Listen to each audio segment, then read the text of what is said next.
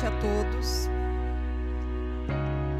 Que emoção ver essa sala cheia de novo. Isso aqui é uma alegria para mim.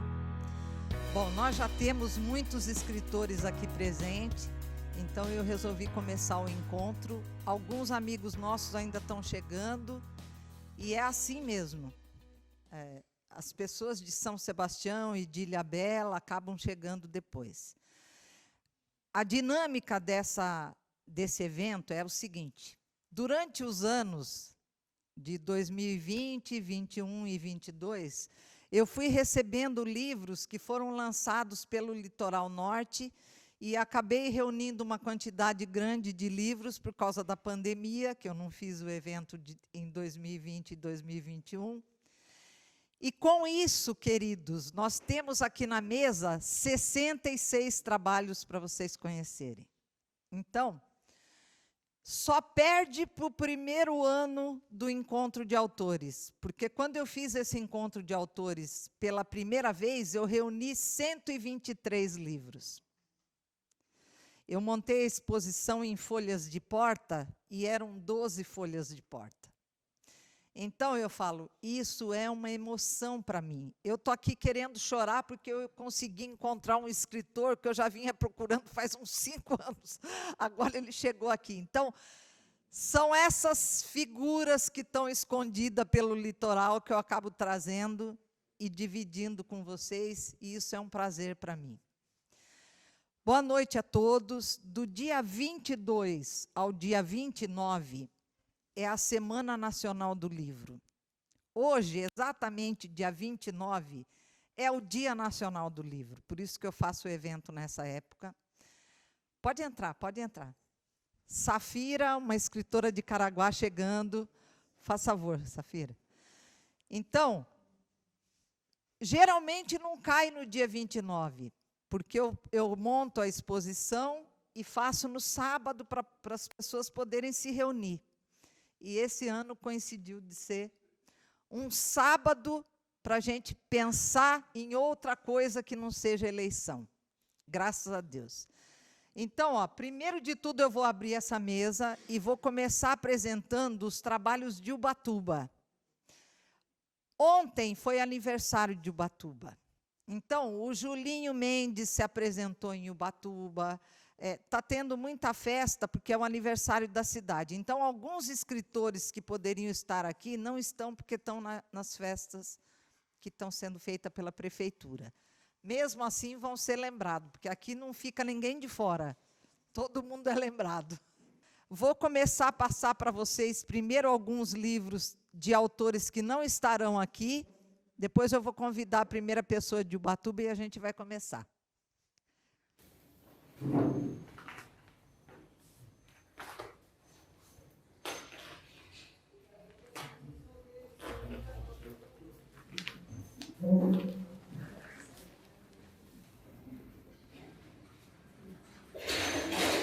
Primeiro livro que eu vou passar para vocês é do Edgar Zarelli. O Edgar é natural de Ubatuba, mas hoje ele está morando em Embu das Artes. Tá? Ele é um menino que é cadeirante, já participou do encontro algumas vezes, temos foto dele aqui. E hoje ele não está aqui, mas os livros deles estão representando Ubatuba. Só vou ver se eu acho aqui. Bom, eu acho que vocês vão ver a qualidade do trabalho que ele faz. Esses são o 7º ou 8º livro que ele publicou. É um menino maravilhoso, é uma referência em Ubatuba, porque por causa da deficiência física, ele acabou se envolvendo num monte de coisas, e hoje em dia ele está em Embu das Artes justamente porque ele já está fora do nosso litoral. Ele conseguiu criar uma rede de escritores em Embu, fazem livro todo ano, fazem um monte de trabalho ligado à literatura. É uma emoção falar desse menino. Temos aqui também 2 trabalhos do Bado Todão. O Bado Todão é do grupo de literatura de Ubatuba, tem um livro de poesia dele e tem um livro, Boizinho de Conchas, que é justamente falando do trabalho do Julinho Mendes, que ontem eles se apresentaram o Boi de Conchas em Ubatuba. Então, é uma história ilustrada e aqui são poesias do Bago Todão. Já é o terceiro ou quarto livro do Bago no encontro de autores. Jorge Ivan Ferreira, Ser Silvestre, são poesias, um poeta de Ubatuba também, da minha geração, amigo da vida inteira, e escreveu também uma cartilinha falando sobre o Curupira. Vejam que coisas lindas. Esse você vai acabar conhecendo. Na hora que tu for em Ubatuba, tu encontra ele. Eterno Efêmero, Silvio Ferreira Leite. Esse Silvio Ferreira Leite é jornalista, ele teve um programa na Rede Globo sobre meio ambiente. Durante uns 8 anos ele teve um programa na Rede Globo. Depois, ele veio morar num sítio em Ubatuba. É um amigo de muitos anos, vive aqui em São Sebastião, conhece muita gente daqui, Priscila, Siqueira, Ney, Paulo, todo esse pessoal conhece.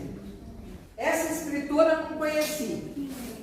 É um livro mais antigo, Maria Viana, Há Sempre um Novo Caminho a Seguir.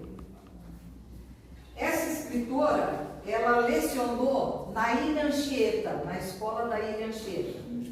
Depois ela acabou indo embora do litoral e aí ela escreveu um livro sobre a experiência que ela teve na Ilha Anchieta. Então, são pessoas que tiveram uma passagem por aqui e depois editam alguma coisa sobre o assunto. Mais um livro do Silvio Ferreira Leite. Aqui são crônicas, são textos maiores, não é poesia que nem aqui. Essa Zenaide eu acabei não conhecendo, não conheço a Zenaide, que é de Ubatuba. Quem editou o livro dela foi a Regina conheceu, a Regina veio cá falar sobre ela. Olha, primeiro de tudo eu quero mesmo uma salva de palmas para a Regina.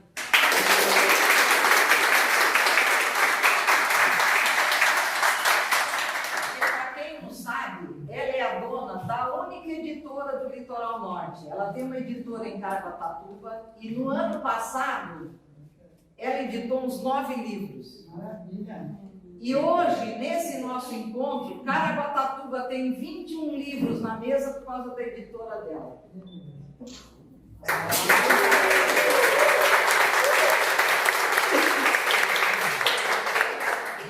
E eu fico muito emocionada de poder falar, né, dos livros que a gente publicou.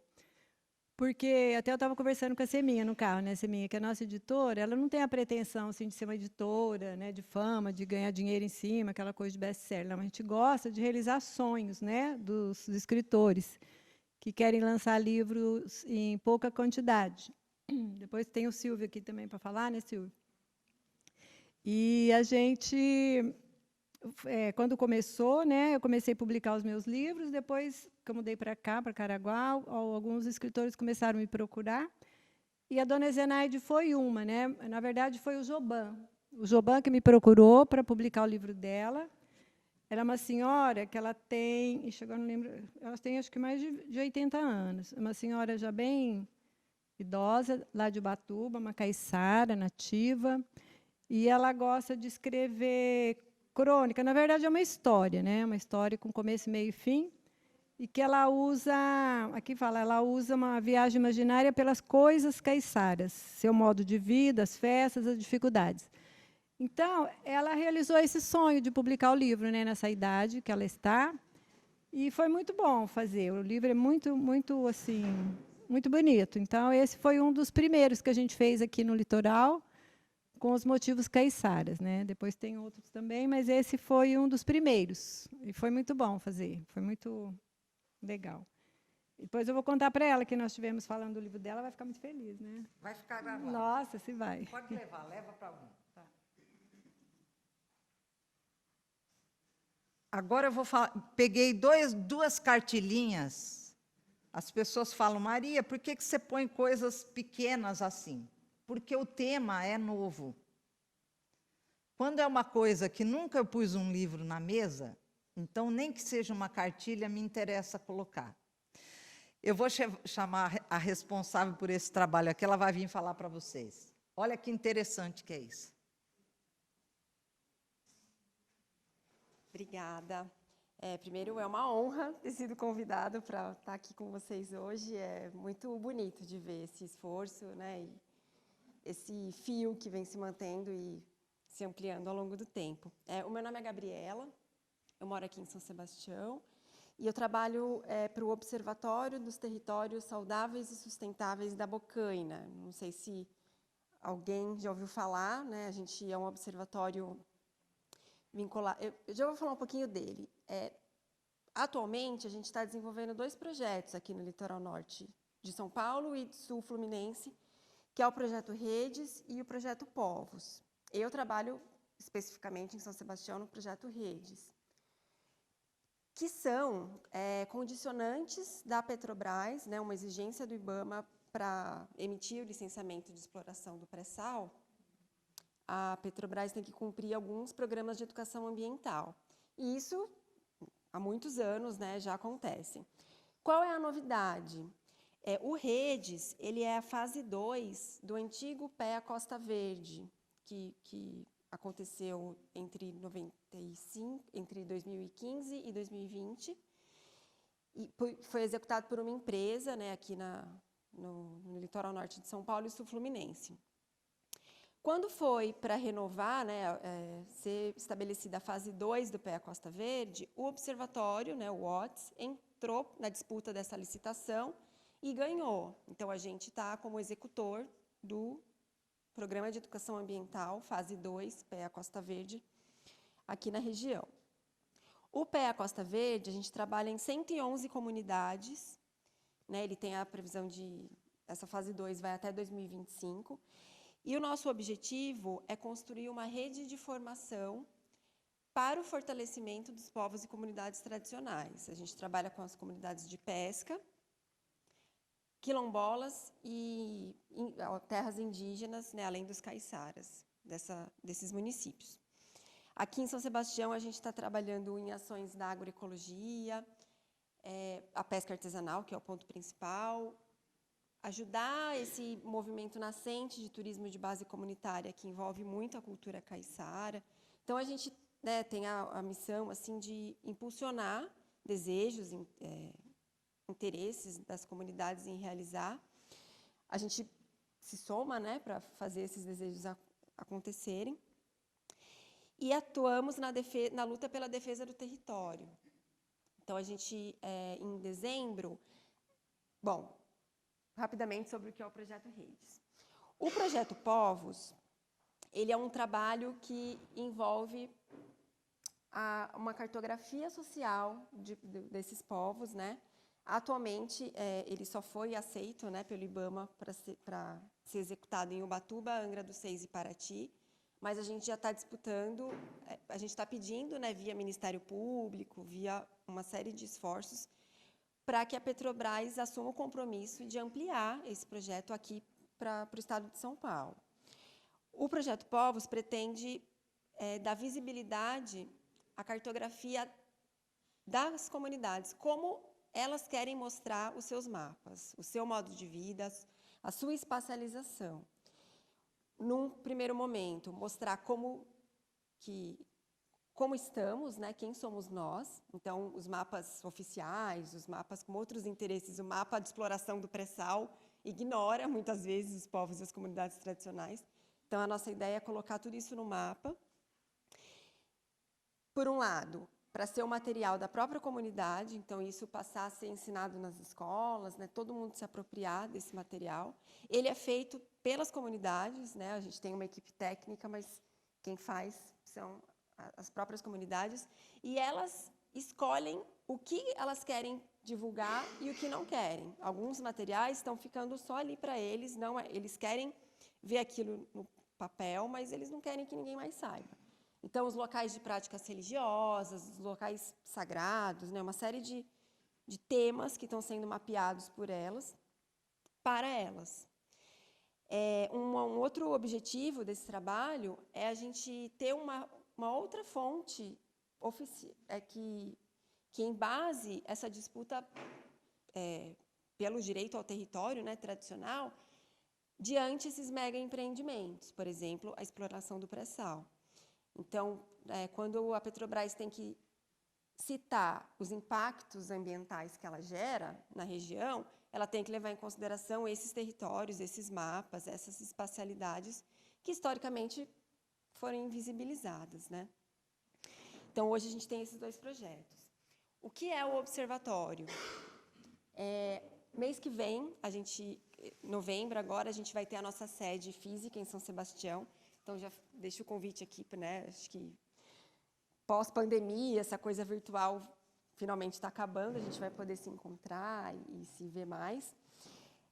Ele é um resultado de uma vontade do caiçara, do indígena e do quilombola daqui da região, que convenceu a Fiocruz e 2 universidades, que é a Unesp e a Universidade Federal Fluminense, de que saúde não é só a medicina. Saúde envolve cultura, envolve território, envolve ambiente.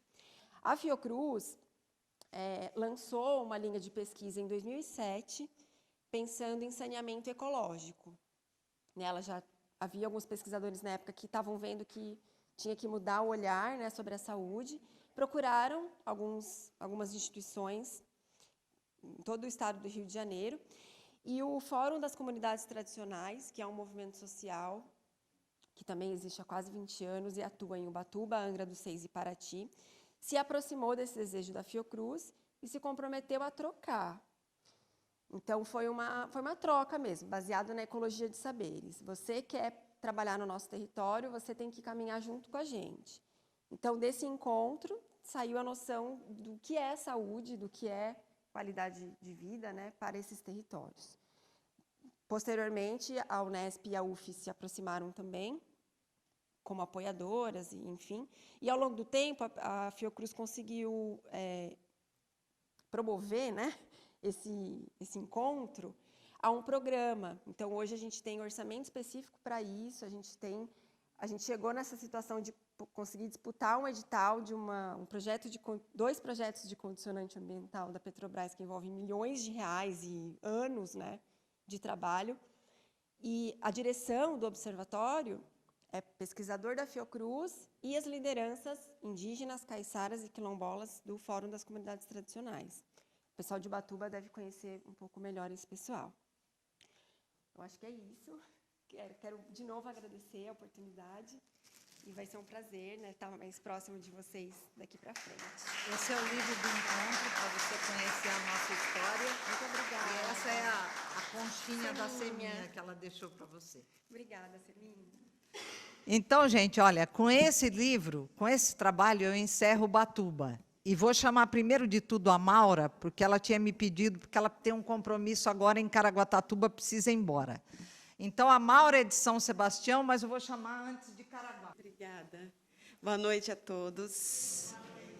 Eu sou Maura May, eu sou do interior, nascida no interior do estado, eu sou de Jundiaí, mas eu tenho mais de 40 anos morando aqui. E eu tenho alguns ofícios, né? Minha profissão, eu sou advogada, sou perita judicial grafoscópica e sou escritora, né? Muito orgulho, sou escritora. E eu não conseguiria desenvolver as minhas 2 outras profissões, né? Como advogada e como perita, se eu não amasse escrever, né? Se eu não gostasse tanto desse ofício. Então, eu me sinto honrada demais hoje pelo convite da Maria e de estar aqui com os senhores que são pessoas talentosas e sensíveis. E são, graças a vocês, pessoas como vocês, que eu também continuo escrevendo, porque há sempre algo que o outro escreve que nos toca. A gente não é nenhum arsenal de conhecimento absolutamente novo.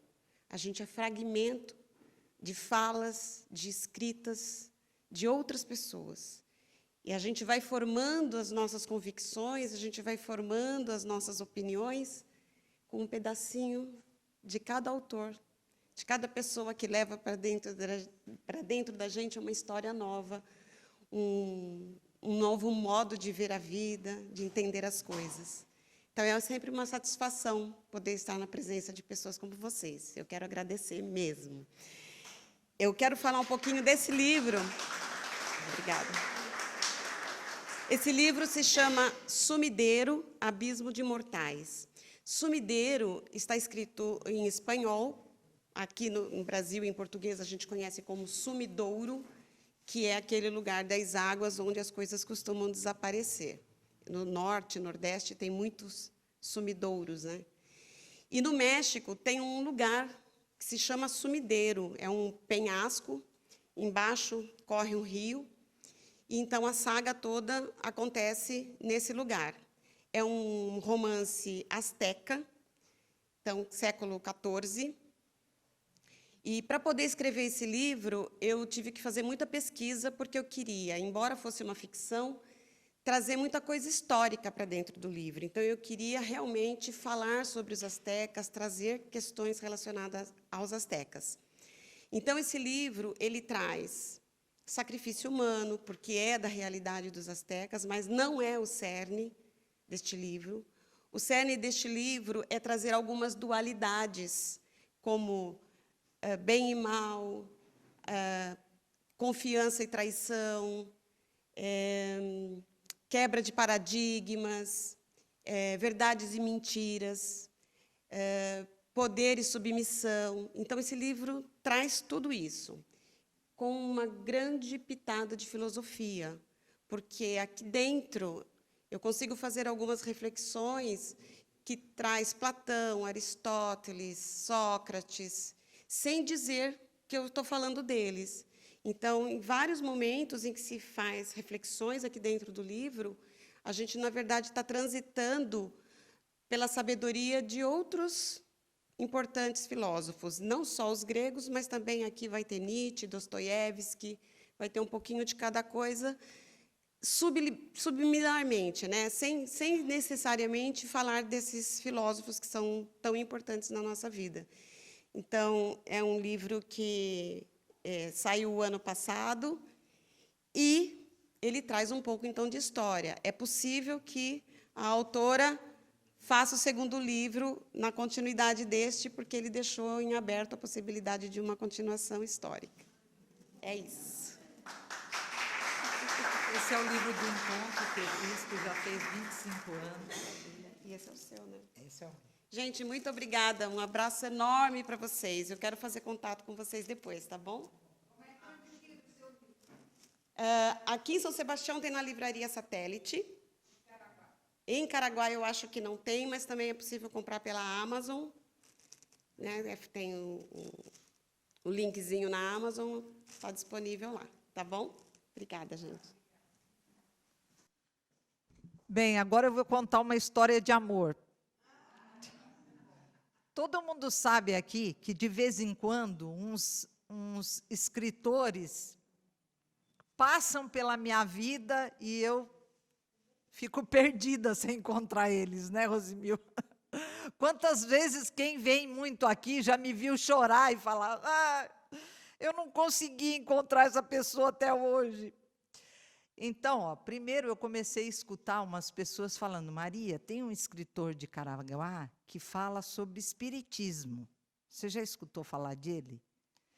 E eu encontrava todo mundo de Caraguá. Olha, você sabe de um escritor que escreve sobre... Nós não tínhamos amigo em comum, Beth. Não tínhamos amigo em comum, porque eu fiquei procurando e não encontrava. O ano passado eu encontrei. Vem aqui, seu Leonardo, vem cá. Ele já tem 18 livros editados, gente. Que paixão. Eu não gosto muito de falar de mim, é meio chato, meio desagradável. Não, o senhor é a pessoa mais importante aqui hoje. Nós estamos querendo saber quem é o senhor. Esse é o meu livro, é espírita. Durante minha vida, 2/3 de minha vida, eu fui católico. mas questionava muito o catolicismo. O tio de minha mulher era padre. E eu costumava ir num sítiozinho que ele tinha e começava a perguntar a ele, mas padre, como é que é isso? E como é que é aquilo? E tinha hora que ele não sabia responder, ele fugia. E eu ficava com as minhas dúvidas.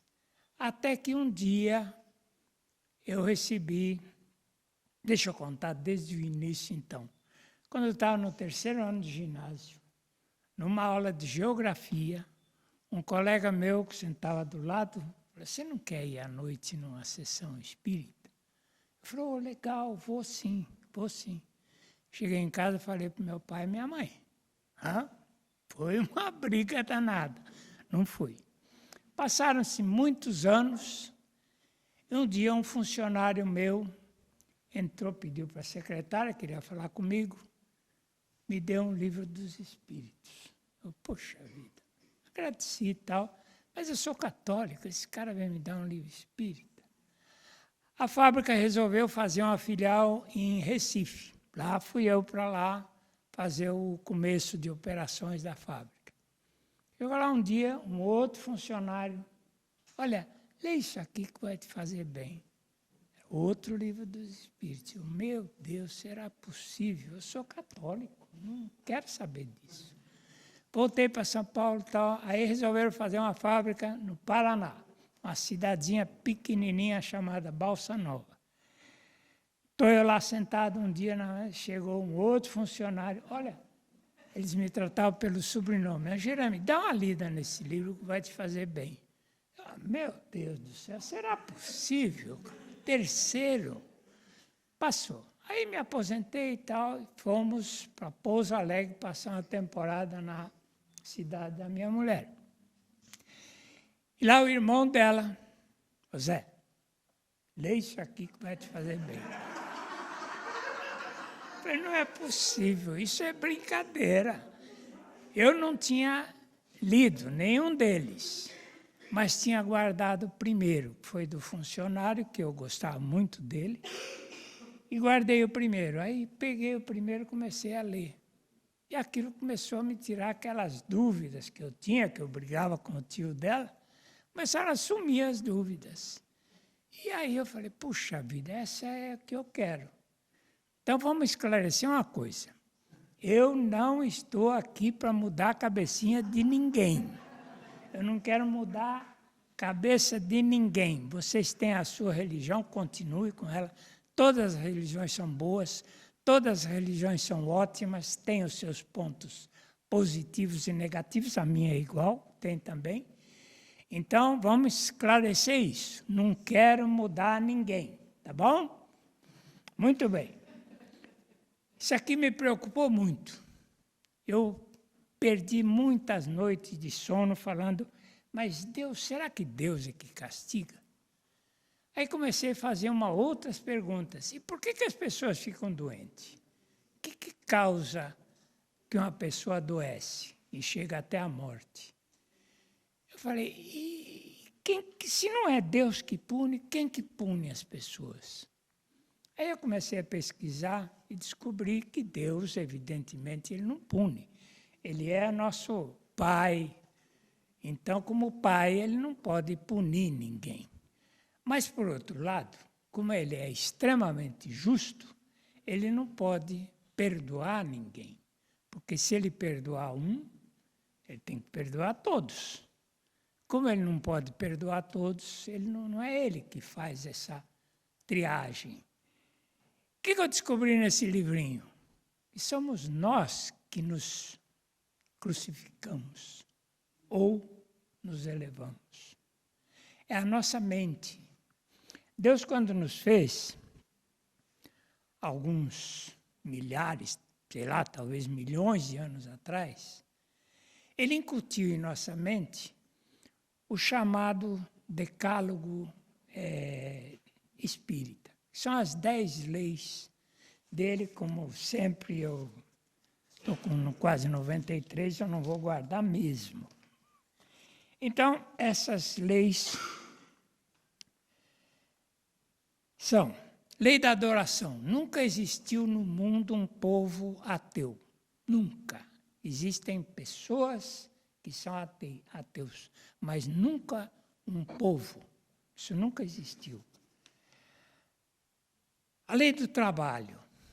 Todos os seres vivos, da planta até nós, têm que trabalhar. A planta tem que enfiar sua raizinha na terra, sugar os elementos que ela precisa para viver. Os animais têm que sair à caça de sua presa para comer, para viver, e assim por diante. A lei da reprodução. Todos nós nos reproduzimos, todos os seres vivos se reproduzem. A lei da conservação. Essa lei da conservação é aquela que nos mantém vivos, aquela que quando a gente vê algo preto, a gente dá no pé.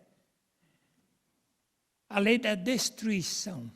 Tudo na vida tem um nascimento, um crescimento, uma vida e uma morte. Tudo. Do universo até nós, tudo. A lei de sociedade. Nós somos gregários, nós não somos feitos para viver solitários. Nós temos que viver juntos, uns dos outros, se ajudando, se apoiando. Lei do progresso. Mesmo que não queiramos, a gente está aqui para progredir. Esse é o nosso objetivo básico, progredir. A lei da igualdade. Todos somos iguais, não existe ninguém superior. Pode ser que alguém tenha conhecimentos mais que o outro, mas normalmente todos nós somos iguais. Da liberdade, nós não fomos feitos para ser presos, somos feitos para ser livres, para fazer o que quisermos. E, por fim, a lei da justiça, do amor e da caridade. Tudo isso está incutido em nossa mente. Como é que eu falo incutido? Porque quando a gente vê alguma injustiça, a gente fala, poxa, mas está errado isso, não está certo. Quando nós vemos alguma pessoa que vive em solidão, não, peraí, isso não está errado, não é assim. E todas elas. Então essas leis estão incutidas em nós. Cada um de nós tem essas leis. E elas são as nossas diretrizes. Elas são aquelas que falam, olha, você errou, você não está certo caminhando por aí, muda de rumo. Então, aí vem a pergunta, por que uma pessoa fica doente e outra não? Por que uma adoece, chega ao óbito e outra não? Então, existem algumas coisas que eu descobri nesse livrinho que acontecem com todos nós. Nós já vimos, gente, isso aconteceu comigo. Numa outra ocasião eu conto um caso meu, que eu provo isso que eu vou falar. O que eu peço está de acordo com o Espiritismo.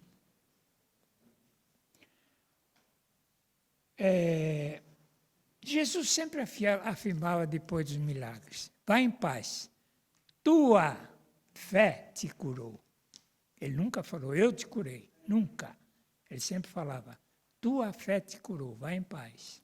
E também dizia, vós sois deuses, podeis fazer o que eu faço e muito mais.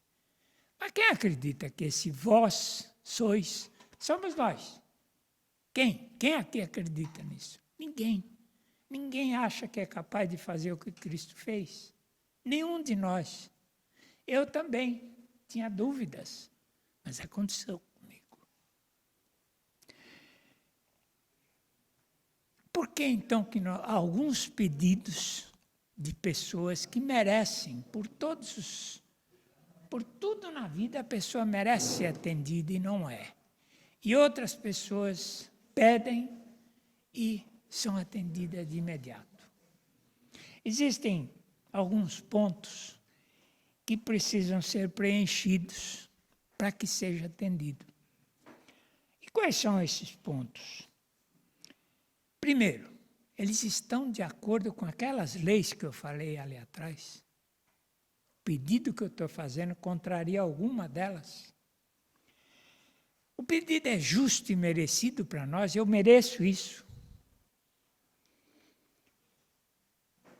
esse pedido vai servir para a minha elevação, para que eu me torne um pouquinho mais elevado do que eu estou. E não contraria os planos que eu fiz antes de vir para essa vida, do lado de lá, e que tem que ser cumprido aqui.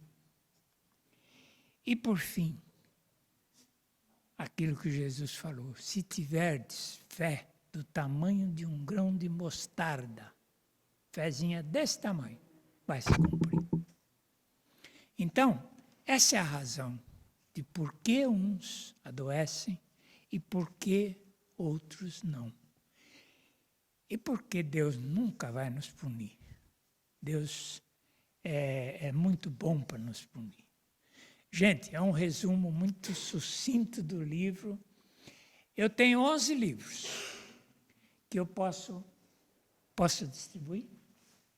O senhor vai distribuir na hora que eu acabar o encontro. Ah, então E tá aí bom. as pessoas Então vão depois vir nós até o falamos. senhor para conversar com o senhor, porque tem muito escritor aqui que vai Não, ter não, é dúvida. que eu não posso, eu tenho 11, tem muita gente. Não é muita gente, é corrido, o senhor vai ver. Eu estava deixando a sua apresentação primeiro, porque o senhor é iniciante.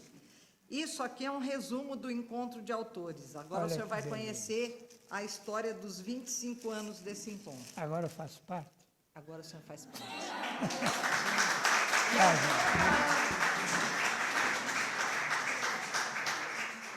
Safira, vem cá, Safira. Eu pego um de 90 e uma bem jovenzinha. Quero só para dar um choque de realidade em todo mundo. Vem cá, Safira. Ai, que vergonha de falar. Oi, gente. Boa noite. Dá para ouvir? Tá muito baixo? Agora melhorou? Tá bom? Meu nome é Safira. Eu tenho 22 anos. Eu nasci em Caraguá, mas agora eu estou morando em São Paulo porque eu estou fazendo faculdade de jornalismo. E esse aqui é o meu segundo livro, que eu lancei esse ano na Bienal do Livro de São Paulo. Ele chama Ceder Luz à Lucidez. E ele nasceu em meio à quarentena, né, em época de pandemia. Foi um mergulho que eu fiz em mim, um processo de imersão mesmo, de questionamentos que a gente teve. Então, eu me expus bem mais neste segundo livro, com questões não apenas pessoais, mas de tudo o que estava acontecendo, né, no mundo em torno de mim. E, além de ter escrito, eu também fiz algumas ilustrações presentes nele. Deixa eu ver se eu encontro alguma. Essa aqui, por exemplo, é o espaço que eu fiz para os meus avós, em homenagem a eles, para os meus avós maternos, que chama Maeternos, e para os paternos, aqui. E aí, porque eu gosto muito de misturar essas questões artísticas e ilustrar o que eu escrevo, sabe? Eu gosto dessa brincadeira. Então, acho que é isso.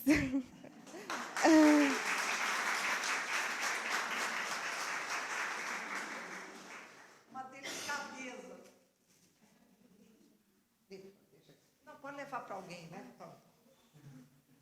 O sumideiro também, ó. Eu vou deixar o da aula para vocês conhecerem. Bem, agora, a Fernanda está aí, Fernanda Veiga? Fernanda Veiga, não está, né? Mas eu acho que ela vem, eu vou esperar. Essa Fernanda Veiga fez um livro falando de assédio religioso. Olha que tema novo, né? Vou deixar aqui. Rubens de Castro. Eu conversei com esse rapaz pelo WhatsApp. Gente, ele conta aqui nesse livro, você conhece, Regina? Ele fala sobre a adoção do filho dele. Uma história, Rosimil, linda, maravilhosa. Então, é a história da adoção do filho dele. Eles moram em Caraguatatuba, mas é aquelas histórias, né, que a gente... Parece um filme. Eles viajaram para um lugar, acabaram adotando uma criança e o livro se desenrola nisso.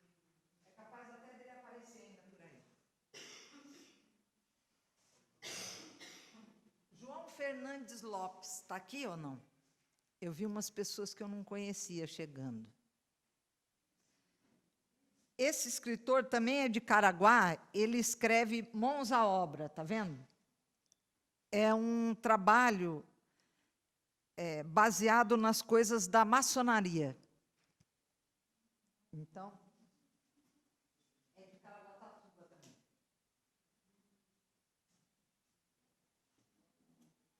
Essa aqui foi uma antologia que fizeram de contos de Caraguatatuba, a prefeitura que editou. Eu até participei desse concurso aqui, Débora. E são os contos que foram premiados nesse concurso.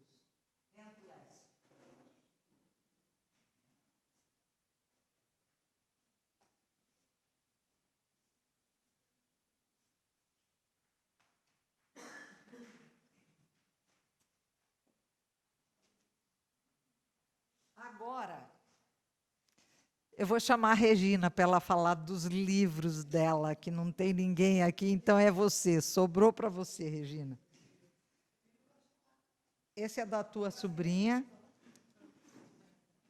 Esse aqui não é, Regina, esse aqui é da Shirley. São esses. Fica à vontade. Deixa eu ser breve, senão vocês vão ficar cansados de mim. Então, como eu estava falando da editora, quando eu fundei a editora, eu morava em Barretos, né? Depois que eu mudei para Caraguá. Então, a ideia era assim, eu queria escrever o livro, escrevi um livro meu, eu queria publicar. Aí eu precisava dos códigos lá, né? Oficiais, ISBN e tal. Aí eu abri a editora para poder ter esses códigos. Aí escrevi um segundo livro, quando eu morava em Barretos, saí, depois eu parei de escrever. Falei, não vou mexer com isso, não. Aí aposentei, vim para Caraguá, e chegando em Caraguá, me deu vontade de novo, aí reabri a editora, né? E aí, quando da outra vez que eu vim, eu trouxe os outros livros que eu tinha, 3 já que eu tinha publicado, e nós já apresentamos aqui, né? Agora, dessa vez, eu trouxe o 4º, mas eu queria falar da minha neta. Minha netinha também escreve, né? Ela me vê escrevendo, e aí também comecei a publicar o livro dela. Então, nós já publicamos o primeiro, Você Quer, esse segundo aqui, Conchinhas para Catar, e já tem o terceiro que a gente vai publicar, que já está pronto, chama Cardioplanista, que pergunta se a Terra é redonda. Então, e aí ela conta, né, que existe os globalistas, que acreditam que é redonda, os terraplanistas, que é plana, e ela, como criança, é cardioplanista, né? O planeta para ela tem o formato de coração. Então, é muito legal. E aí, depois, né, na sequência, então esse é o meu 4º, Ficar ou Partir. Eu morando em Caraguá, teve uma época que me deu vontade de ir embora, que eu queria ir para Florianópolis, né? Eu queria ir embora, e no fim eu falei, eu vou escrever um livro. Todo livro que eu escrevo é uma catarse. Eu me resolvo através de um livro que eu publico. Então, esse aqui, eu escrevi o livro para me decidir se eu vou continuar morando em Caraguá ou não. Aí, se eu estou aqui, né, vocês já sabem o que eu decidi. Nem precisa ler, né? Ah, que pena. Bom, aí, esse livro aqui chama Máscaras de Cada Um. Então, cada livro, isso que eu queria falar, a hora que eu vi esse livro ali, eu lembrei. Cada livro que a gente publica, ou que eu escrevo, tem uma história, né? Uma história assim, né? Igual você falou, daquele da adoção. Cada livro é uma história. Esse livro aqui é uma história maravilhosa. Inclusive, a Cacá já esteve 2 vezes com a gente, que eu vi as fotos lá. E ela já faleceu. O sonho dela era publicar um livro. Então, uns 3 meses antes dela falecer, em 2018, lá em Caraguá, na biblioteca da Fundac, eu reunia com ela 2 vezes por semana. Então, ela me trouxe todos os cadernos dela, antigos, escritos, caderno amarelado. Aí eu digitei tudo, montamos o livro, e ela queria colocar essa capa do jeito que está aqui, com esse pano verde. Ela andava com esse pano verde, com essa máscara, todo dia levava, guardava lá na biblioteca, era um barato. Aí terminamos de digitar o livro dela. Aí eu viajei, ela foi atrás da pessoa para tirar foto, tirou a foto no domingo à noite. Domingo à noite ela passou mal, foi internada segunda, na terça ela faleceu. Gente, essa história, assim, e é linda, e ninguém dava muito valor. De tudo. Na biblioteca. Então, ela vinha sempre no encontro de autores, o dia que saía o livro dela, ela tinha falecido. Você acha, menina? Não, depois que ela faleceu, demorou 2 anos para a gente publicar. Ó, e aí, assim, a própria família não acreditava que ela era uma poetisa. As pessoas não sabiam que ela escrevia. E ela queria deixar esse legado para o mundo. E eu fui escolhida, né, para trazer esse presente. De arrepio, né? E é muito linda as poesias dela, gente. E ela era uma pessoa assim, ela não era considerada uma pessoa normal, né? Dava a impressão que ela tinha uma deficiência, ela não era assim muito normal, né? Normal em termos de escritora é normal, né? Mas e ela participava dos concursos de poesia, sempre ganhava prêmio, sempre, né? E ela tinha um sonho de ter esse livro. Eu falei, gente, nós vamos fazer esse livro. Acho que isso aqui não foi antes daquele que eu falei, foi o primeiro, eu acho. Depois do meu foi esse. Então, assim, eu fico muito emocionada quando eu lembro dessa história. E para publicar esse livro foi super difícil, porque eu não tinha dinheiro e tal.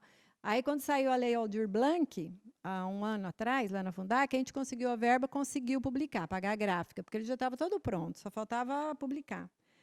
Então, assim, esse livro é uma história, assim. E aí nós conseguimos lançar ano passado na biblioteca da Fundac, e tinha um espaço cultural, a gente conseguiu homenageá-la no dia do lançamento do livro dela, com espaço com o nome dela. Então, ficou eternizada na biblioteca, né? Foi muito legal.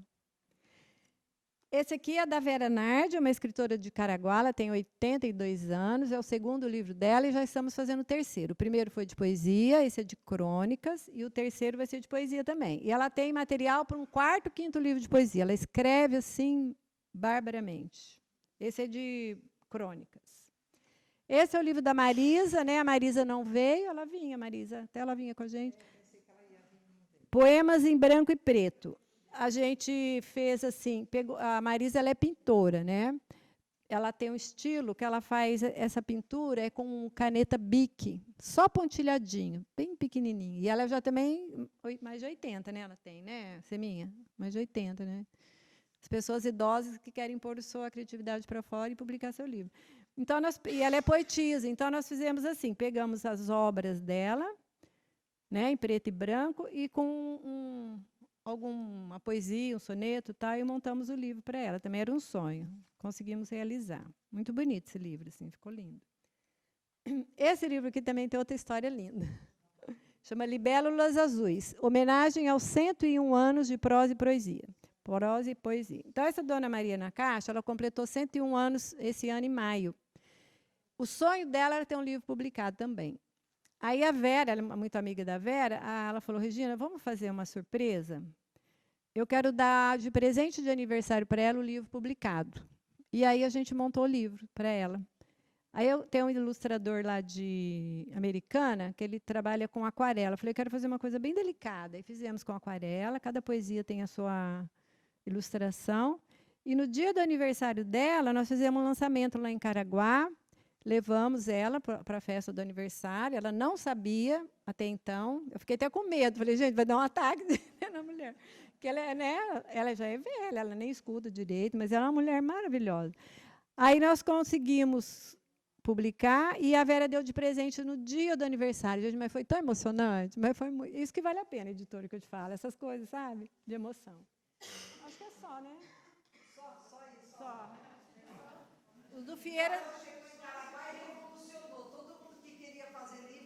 Depois é que o Silvio fala, né?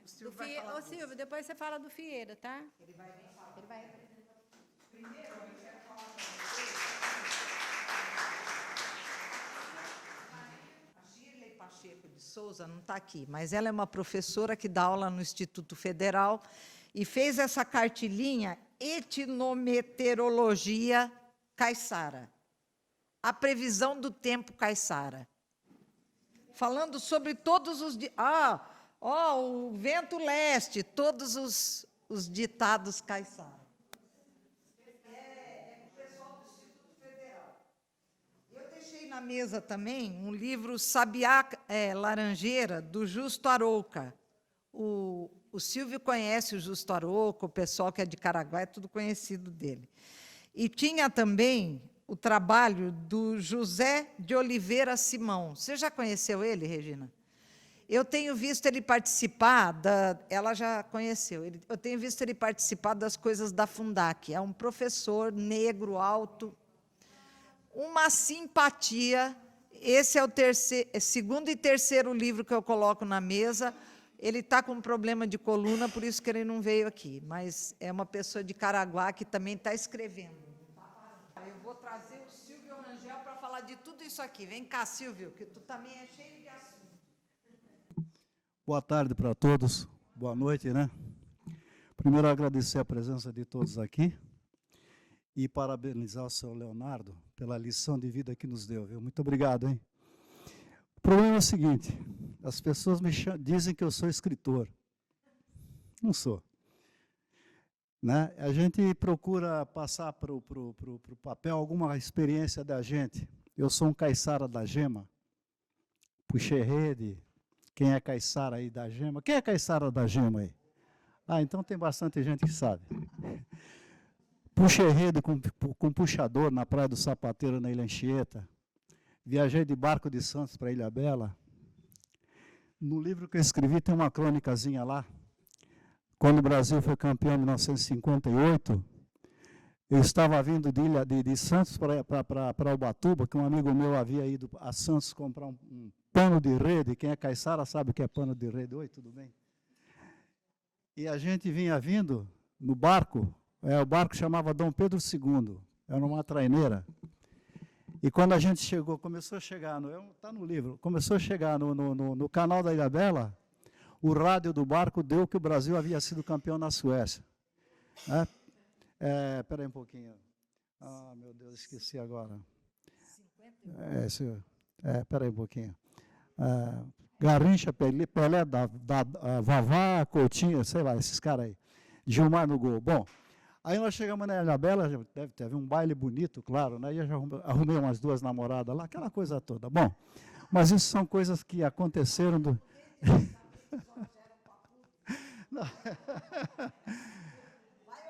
É só para dizer que eu sou um caiçara da gema, né? Bom, eu nasci...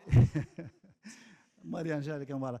Eu nasci no sertão do Poço Verde, na fazenda Avenida Mococa, lá onde o vento, o morro faz, não é o vento não, o morro faz a volta. E aí o rio nasce lá no sertão do Poço Verde. Eu nasci lá há 81 anos atrás, viu? O senhor está, 81 anos, eu não sei se sou mais velho que o senhor. Não? Então tá bom. Não vamos entrar nesse detalhe. Que bom. Que bacana, 93, parabéns. E aí, daí eu costumo dizer que Deus exagerou comigo, porque não é possível, né? Eu, às vezes, ter a família que eu tenho, o que eu passei, o que eu cheguei e tal, fui para São Paulo, me formei engenheiro, graças a Deus, sou engenheiro agrimensor. Se alguém tiver algum projeto de terra para medir aí, não tem problema. Não grilar não, Maria Angélica, pelo amor de Deus. Eu sou vítima de grileiro. Bom, eu escrevi esse livrozinho de crônica, está aqui, ó. Crônicas de momentos, né? Eu achei, sei lá, gente, aquilo que eu falei, né? No início, estou um pouco nervoso. No início eu achava que eu tinha que passar por livro alguma coisa. A minha esposa Helenice, que está lá me filmando, achou que eu tinha que passar por livro. Eu falei, bom, vou passar. Aí a Maria Angélica, a Regina, me incentivou. E aí, por intermédio desse pessoal todo, a gente veio, comecei a voltar, vamos dizer assim, para Caraguatatuba, porque eu tinha sumido. Eu tinha sido um filho que tinha abandonado como é que chama? O berço. Abandonado o berço, exatamente. Muito obrigado. Mas depois, por intermédio desse pessoal, eu comecei a voltar para esse berço querido, que a gente gosta, né? Beira-mar é um negócio muito impressionante. E aí, o pessoal na época, por intermédio da Regina, Pitágoras, um monte de gente aí, Walter de Ubatuba, Pedro Caetano, que não está aqui. Olha...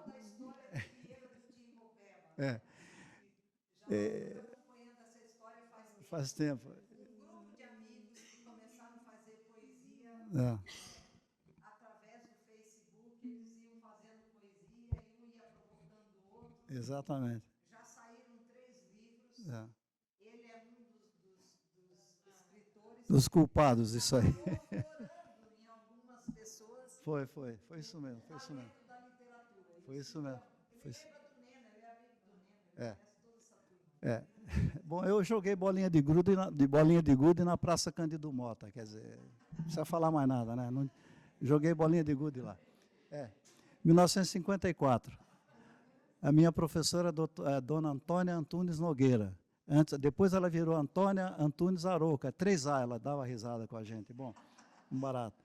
E aí o que acontece? Por intermédio desse pessoal, começaram a ligar para São Paulo, para minha casa, tal, por intermédio de uns primos que eu tenho em Caraguatatuba. Aí, um dia eu estava em Ubatuba, na minha casa, o Pitágoras ligou e falou, Silvio, nós estamos com a ideia de formar um grupo, tal, tal. Aí comecei a pensar, né, peixe, mar, mandioca, sei lá, farinha, todo mundo está. Aí eu lembrei de um cipó, vamos chamar assim, um cipó, que ele é fundamental na vida do caiçara. Ele serve para fazer cesto, balaio, samburá, tipiti. Quem que sabe o que é tipiti? Olha lá. 1, 2, 3... 1, 2, 3, 4. Quem mais sabe o que é tipiti? Não sabe, né? Então, tipiti é um negócio... Seminha sabe, a Seminha sabe. É um cesto que a gente faz de fieira, de timopeba. Ele tem a capacidade de ficar... Né? Ele é maleável. Então, a gente rala a mandioca na roda, né? de rolar, põe a massa dentro desse tipiti e imprensa. A prensa pode ser de fuso ou de arataca, que é uma pedra, tal, mais ela sabe.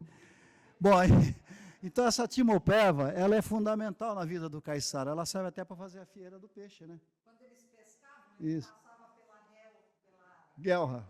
do peixe, e formavam aquela fieira com essa Isso. E aí isso que eles traziam. Exatamente. E aí o que acontece? Aí o Pitágoras ligou para mim, eu volto, o pessoal, falei, vamos ter a timopeba. Aí contei para ele a história, porque eles não conhecem. Puta, que legal. Aí formou esse grupo Fieira do Timopeba. Aí o grupo expandiu, a Regina deu uma força para o grupo. Tá, hoje é um grupo que está aí atuando meio devagar, porque, é claro, as coisas não são assim também como a gente gostaria que fosse, né, a todo vapor. Mas é aquela história, como eu costumo dizer, o Fieira do Timopeba é um fogo de maçataúba, né? Fogo de madeira de lei. Ele vai devagar, mas não apaga nunca, né? Que tem aquele fogo que apaga. Não, esse aí não, esse aí vai. Então, e aí, por intermédio desse pessoal, eu também, vamos dizer assim, achando que eu podia escrever alguma coisa, então eu escrevi esse pequeno livrinho. Agora, eu queria dizer para vocês, é uma novidade. Está saindo um livro meu, ele já está na página 210, mais ou menos. Esse vai ser um livro bacana. Vai ser um livro, vamos dizer assim, como é que fala quando você conta uma história? Não é crônica, é uma história do maior esbulho possessório que houve da minha família na Praia da Tabatinga, em 1930. Invasão de terra. A minha família na Praia da Tabatinga, eles tinham lá. Isso está na Sesmaria, no documento. Eles tinham 200 braças de frente para a praia até as vertentes. Eu fiz um cálculo aleatório pelo Google Earth, hoje, que você pega ali, dá mais ou menos alguma coisa de 27 hectares de terra, você imagina. Isso foi roubado da minha avó, tem parentes ainda em Caraguatatuba hoje, descendentes desse pessoal, não vem o caso, estou só falando para vocês que foi uma coisa muito trágica na época, em 1930. O prefeito de Caraguá está em crônicas toda, ele foi lá que fez todo o trabalho de invasão, aquela coisa toda, e foi um desastre na época. Meu tio entrou, atirou, perdeu o tiro, aquela coisa toda que está nesse livro. Esse livro, se Deus quiser, talvez mais um ano eu vou lançar esse livro aqui, e aí vocês vão ter um libelo. Não sabe, porque já é 80 anos, tu não vai preso mais. Não vou mais. É libelo, né? A palavra é libelo, né? O libelo, tal, não é assim, Maria? Alguma coisa assim mesmo. Eu aconselho, né, Regina? Minha vida é falar para as pessoas, faz bafão, né? Conta os bafão. Então, esse realmente vai ser um livro histórico para que vocês saibam como era o nosso litoral de 1930, por aí até para cá, tá certo? Que essas invasões houve agora, inclusive 60, essa coisa toda. Isso. Isso. E essa história é um pouquinho da minha vida. Porque vocês sabem que a luta pela sobrevivência é meio brava, né? A pessoa tá... Agora, graças a Deus, os amigos ficaram aqui. E por intermédio desses amigos, hoje eu estou aqui com vocês. Um deles, que inclusive está na Ilha Bela, Paulo Julião, é meu amigo. Trabalhamos juntos em São Paulo. Pessoal, Zangado aqui de São Sebastião, que faleceu agora recente, meu amigo. Enfim, é isso aí a minha história. Muito obrigado, viu? Fiquem com Deus. Um abraço.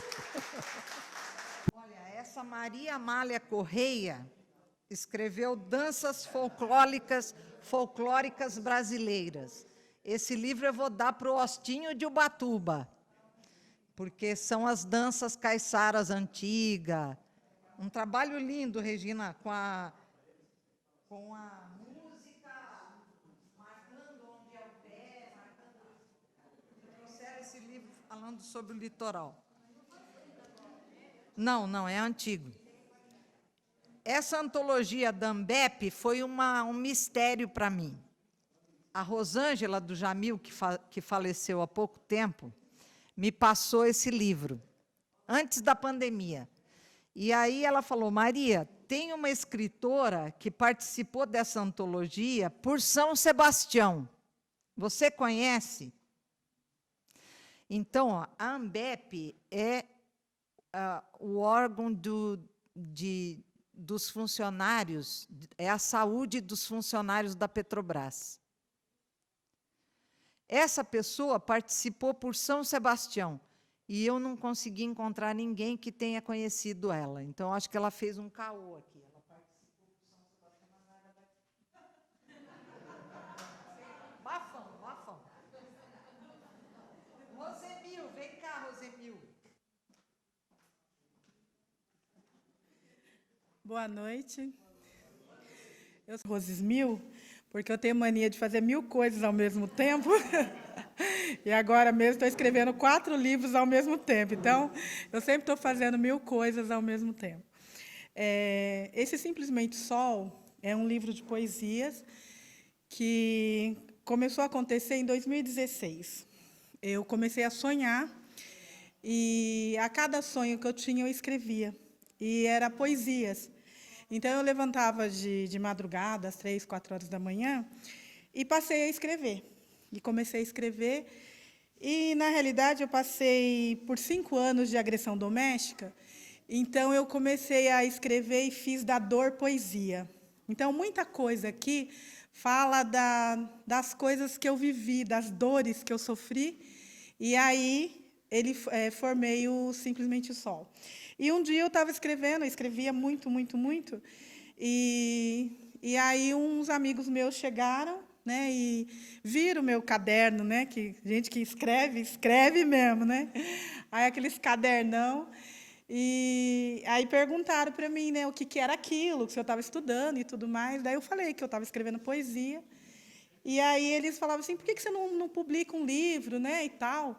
E, nessa época, eu nem tinha ideia de realmente colocar, né, escrever e publicar um livro. E aí eu li algumas poesias, né, para eles, e eles acharam assim, maravilhosos, né, ficou assim, encantado com algumas poesias. E aí meu marido escutou, vendo, e já sabia, já estava vendo que eu estava escrevendo um monte, né, li algumas coisas, mas você sabe como que é, santo de casa não faz milagre nenhum, né?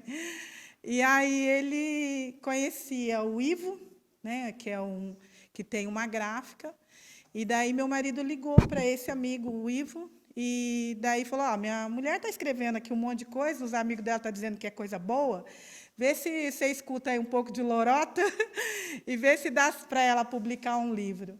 Aí eu li para ele algumas poesias, e o Ivo gostou, e aí me contemplou com 100 exemplares, né? E aí eu consegui idealizar esse livro de poesia Simplesmente Sol. Então, é esse que é a história desse livro. E esse antologia poética, eu participei de alguns concursos na internet, né? Então, eu pesquisei lá sobre concurso de poesias, e daí mandei a minha poesia para essa editora, e aí fui contemplada também. Minha poesia faz parte daqui. E tem mais outros livros também que eu fiz, né, de participar de concurso, e aí fui contemplada, vai sair também. Aí participei aqui em São Sebastião com o Dunho Bento, também participei, tem duas poesias minhas também que foi contemplada, está no livro. Aí participei de novo do outro concurso do Dunho Bento, também fui contemplada, vai fazer parte do outro livro que vai ser lançado ainda, também está no livro. E aí tem uns 4, 5 livros ainda aí que está sendo lançado, que eu participei dos concursos e também fui contemplada com as minhas poesias. E é isso. Obrigada. Esse é o livro de Encontro de Autores. Leva para eles, leva para eles. Olha, eu fiquei esperando para ver se o Santiago Bernardes chegava. Ele não chegou. É de Ubatuba, poeta, escritor, amigo nosso, toda hora está aqui. Muita gente aqui conhece ele. Mais um livro, terceiro ou quarto livro já de Santiago. Esse da Fernanda Veiga, também estava esperando a Fernanda Veiga, mas parece que ela não veio. Então, ó, vocês vão perceber no livro da Fernanda como ela era em 2017, quando ela sofreu esse assédio espiritual da Igreja Evangélica, e como ela está agora. Tá?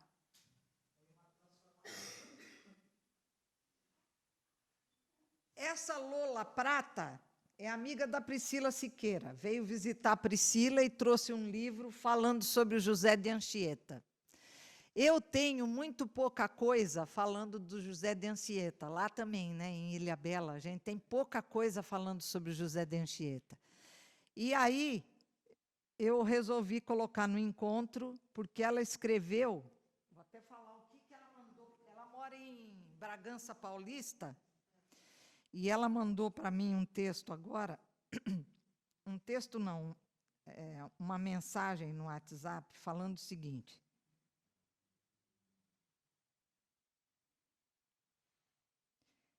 que ela se interessou em fazer esse livro baseado nas cartas que o Anchieta mandava para Inácio de Loyola.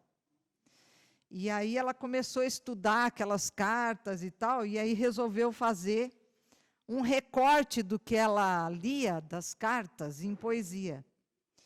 E aí ela se tornou devota do padre José de Anchieta, e achou que ia ser justo fazer uma homenagem para ele. Escreveu um livro. Na época que ela escreveu esse livro, ela morava em Santos. Então, eu vou passar os livros de escritores que não estão aqui. A Janaína Figueiredo é escritora daqui de São Sebastião, deve estar em alguma outra atividade e acabou não vindo. Aqui, Maria, a dona Maria, quase todo ano vem, lembra, Ana, aquela senhorinha? Quase todo ano ela está aqui.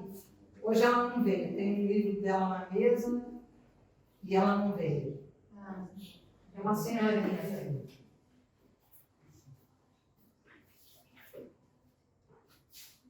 A dona Edna é daqui de São Sebastião, ela não está aqui, né? Não.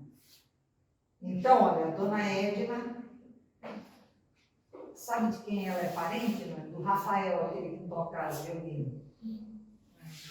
Então, eu fiquei sabendo do livro dela, Um Rio de Aventuras. A história é uma biografia. Rosângela, essa? Mãe? Mãe da Rosângela, uma que dá aula de música? Não sei, pode ser, porque eles são de igreja parente dela que eu conheço é o Rafael, que toca violino. Ah, é o filho dela. Então é. Então deve Então ser. é. Zé Américo. Zé Américo, vem cá. Boa noite. Eu, na verdade, eu nem deveria estar aqui, porque eu não sou autor. A Maria Angélica generosamente me convidou, porque eu, na verdade, eu traduzi um trabalho, tá? E nem me considero também tradutor. Eu traduzi um trabalho, mas que eu gostaria, por não ser autor, eu me sinto até à vontade de indicar para vocês, porque é um trabalho de um escritor muito importante no mundo inteiro, que é o Stefan Zweig. Stefan Zweig foi um dos autores mais traduzidos nos anos 40, nos anos 50, teve uma passagem pelo Brasil muito importante no tempo de Getúlio Vargas, onde ele escreveu um clássico para nós, né, que a Maria Angélica conhece, que é O Brasil, País do Futuro. Tá? Esse livro também foi traduzido para o mundo inteiro e é uma indicação também sempre o Stefan Zweig. Especificamente esse aqui chama-se Américo Vespúcio, a história de um erro histórico. Então, o conteúdo é sobre a polêmica, né? Por que a América chama América? Né? Na verdade, é uma homenagem a Américo Vespúcio, que não foi o mais importante navegador, não foi o mais importante descobridor, e acabou levando esse nome para um continente. Então, fica aqui a minha sugestão, que seja esse que eu traduzi, ou qualquer outro do Stefan Zweig. Quem quiser conhecer também, tem uma biografia maravilhosa dele, do Alberto Dines. Tá? Pois não? O senhor veja aqui, foi muito bom o senhor colocar, porque o nosso trabalho aqui chama-se A História de um Erro Histórico. Na verdade, há pessoas que colocam aqui que foi uma grande falha histórica o continente ter ficado com esse nome. Mas tem gente que acha muito importante também o trabalho do Américo Vespúcio, e o conteúdo é legal, entendeu? Eu indico, seja esse ou qualquer outro do Stefan Zweig. E eu também não devo ter muito espaço, porque eu não sou autor, mas eu quero agradecer a Maria Angélica essa generosidade, agradecer a todos vocês. É muito importante essa reunião, é muito importante que as pessoas sabidas, as pessoas que leem, que as pessoas que estudam, que as pessoas que vão à academia, que respeitam a ciência, que respeitam a vacina, estejam juntas nesse momento. Tá? Muito obrigado.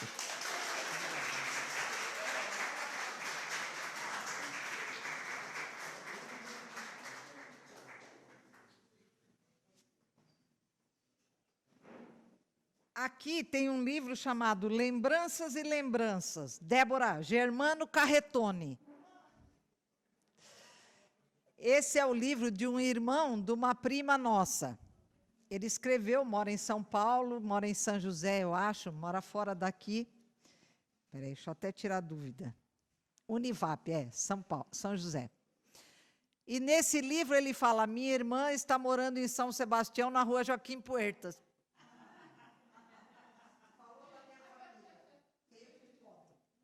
Aqui, ó, Lidiane. A Lidiane tem 2 livros, eu não sei se ela está por aí, se ela tivesse, eu acho que estaria aqui. Já é o 2º e o 3º livro dela. Ela faz um livro infantil e coloca libras também no livro. Agora, esse é o livro do encontro que eu fiz, que todos os escritores estão recebendo. Eu te dei o teu, dei, né, Silvio? Eu fiquei de dar para todos, depois me cobrem. Se alguém ficou sem. Rosimil, eu te dei, né? Agora eu vou chamar a Jéssica. Jéssica, vem cá. Porque eu quero que a Jéssica fale sobre esse livro. Essa é a Maria Angélica, ela é sem script.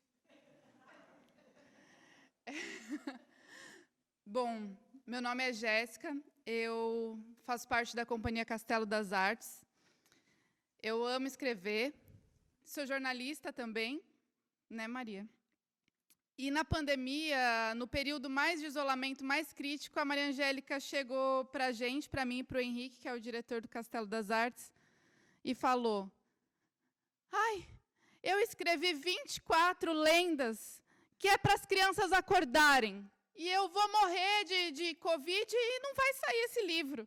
E isso mexeu com a nossa cabeça. A gente teve esse encontro, todo mundo de máscara, daquele negócio na fase roxa, e a gente foi para casa e isso ficava na nossa cabeça.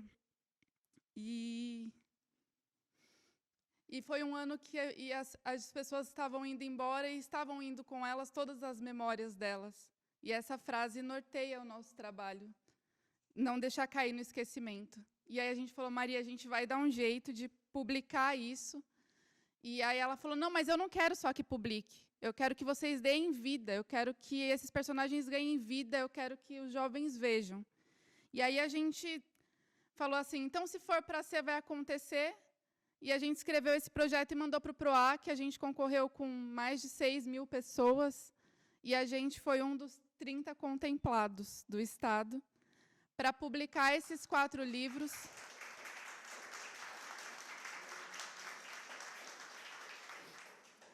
Montar um espetáculo dando vida a personagens. Ela queria de 12 lendas, mas não dá em 1 hora, de 4 lendas. E circular pelas escolas públicas do Litoral Norte. Então, nós apresentamos em São Sebastião, em Caraguatatuba, em Ubatuba, em Ilhabela. A gente já foi para São Paulo, agora a gente está pré-agendado para ir para São Luís do Paraitinga, para ir para vários lugares, levando essas histórias. No teatro, participamos do Festival Baía dos Vermelhos, com esse espetáculo. E realmente, essa obra da Maria Angélica, quando ela fala quem tem medo de lendas, eu não sei se eu sou capaz de apresentar como se deve. Eu acho que todo mundo merece ler. Porque a gente acha que lenda de medo é só aquelas que vão assustar a gente com, né, todas aquelas coisas que a gente já conhece. Mas, realmente, o que a gente tem mais medo é aquilo que a gente não consegue dizer. É aquela verdade que, geralmente, ninguém quer contar. São aquelas coisas que acontecem que ninguém quer reviver e que ficam no imaginário caiçara. Porque quem vem para cá acha que o caiçara é só vive coisa bonita, sempre está sorrindo, pegando seu peixe, com o balaio, e nada de ruim acontece com o caiçara. A gente esteve apresentando em uma cidade, e eles falaram, por que vocês fizeram isso com a gente? A gente sempre acha que o caiçara está sorrindo, empurrando sua canoa e carregando seu balaio, as crianças caiçaras somem, essas coisas acontecem com os caiçaras. E isso é o Quem Tem Medo de Lendas. São histórias caiçaras para as pessoas acordarem. Obrigada, Maria Angélica, por ter dado para a gente esse privilégio de ter o direito autoral, de ter realizado esse projeto. Eu não sei se fiz jus à sua apresentação. Não, eles fizeram uma peça maravilhosa. Ó, eles conseguiram montar uma peça com 4 lendas desse livro.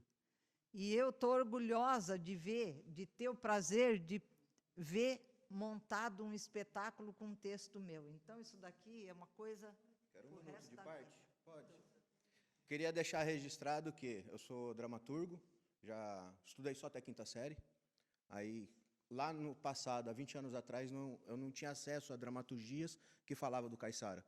Então, eu comecei a luta de escrever textos dramatúrgicos abordando o meu povo caiçara, porque eu não falo de caiçara, eu falo do meu avô, da minha avó, do meu tio, da minha tia. Já passamos de 45 obras no nosso currículo. Hoje somos conhecidos no governo do estado inteiro por ser dramaturgo caiçara. E o nosso grande sonho era ter, de presente de algum autor, seja da onde for, o direito de montar um espetáculo teatral. E veio, nesse ano que passou, foi logo a da Maria Angélica. Caiçara, que luta pela cultura caiçara e que, por incrível que pareça, dizem que caiçara, quando não é irmão, é parente. Conheço ela há 20 anos e descobri que a gente é parente também. Então, ela realizou o sonho dela e a gente realizou o nosso. Então, realizamos um sonho junto. Bom, mas olha, aqui eu tenho ainda Peixe de Varal.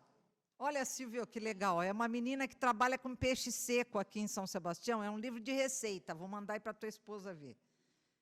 Um trabalho lindo, com desenhos da Isabel Galvanese.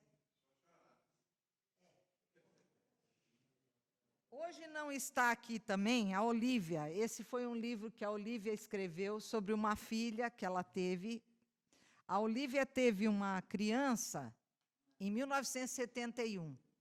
E essa criança teve meningite.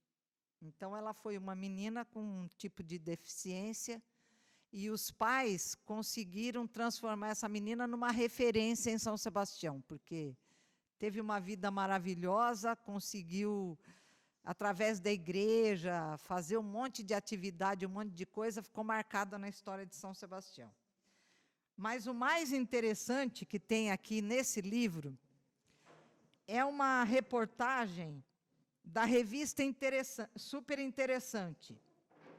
falando que nos anos 70 houve uma epidemia de meningite no Brasil e o governo militar escondeu que estava tendo uma pandemia.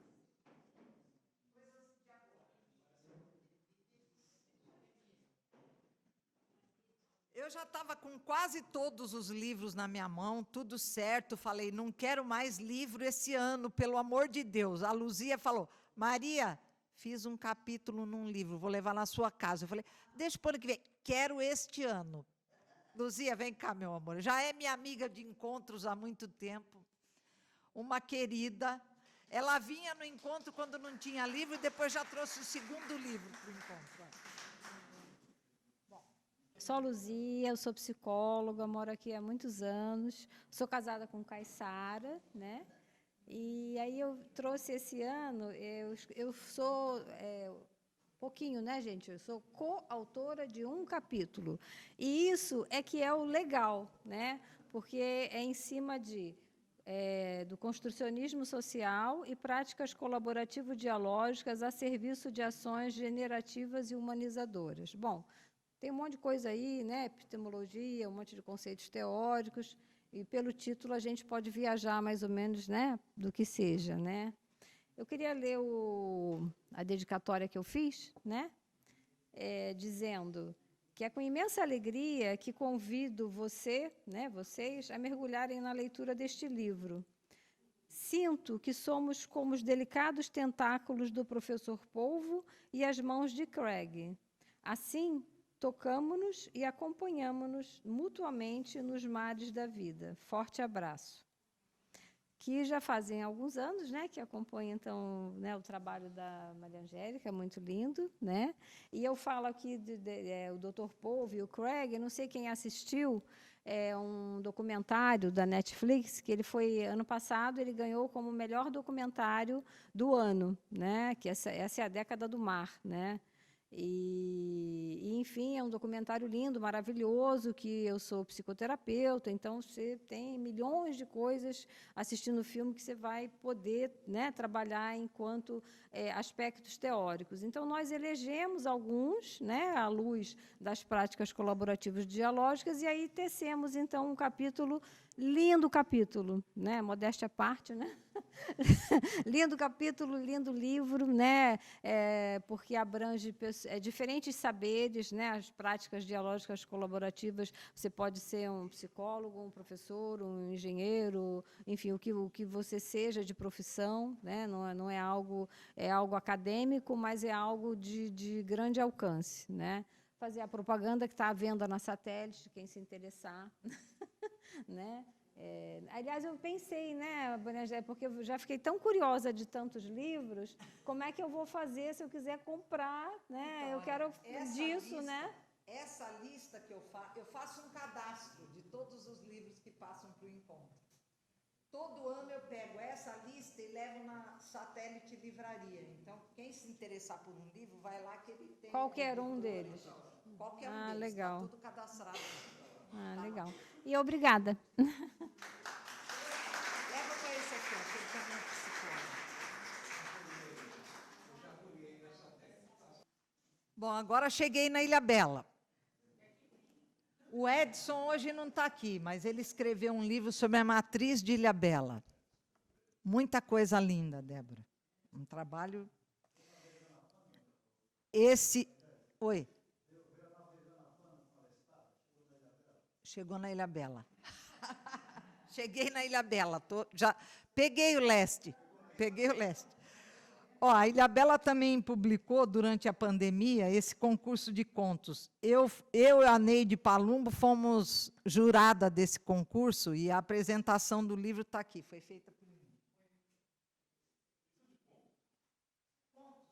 Contos e poesia. Esses outros 2 livros são ilustrações do Leandro Passos, que foi meu parceiro também nos livros. O Leandro está fazendo coisas lindas, né? O Giannini Ferreira, nós 2 conhecemos numa feira em Ilhabela que nós promovemos, né? O Luiz foi o responsável pela feira, e ele se apresentou lá. Eu até convidei Vem cá, Luiz. Esse é novato.